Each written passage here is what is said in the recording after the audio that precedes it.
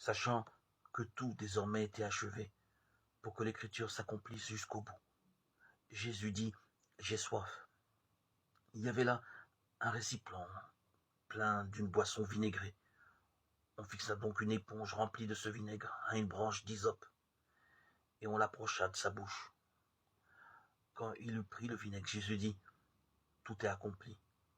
Puis, inclinant la tête, il remit l'esprit. Jean 19, 28, 30.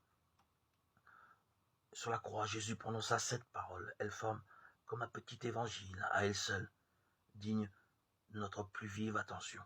L'évangéliste Jean nous en rapporte 4, 2 prononcés juste avant que Jésus n'expire, plus brèves, plus denses, émouvantes.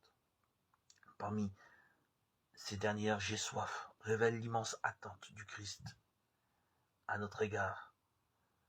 Peu de mots, mais un si grand désir. La méditation de cette ultime parole de Jésus est forte en émotion. Tant que nous ne savons pas au plus profond de nous-mêmes que Jésus a soif de nous, nous ne pouvons pas savoir qu'il veut être là pour nous, ou qu'il veut que nous soyons pour lui. Laissons donc retentir aujourd'hui ces mots de Jésus dans notre vie. J'ai soif. Gravons-les sur les murs de nos maisons, de nos chapelles, et surtout en nos cœurs. Qu'ils suscitent en nous une vive conversion, un nouvel élan de foi et d'amour de Dieu. Oui, Seigneur, nous croyons. Tu as soif de nous.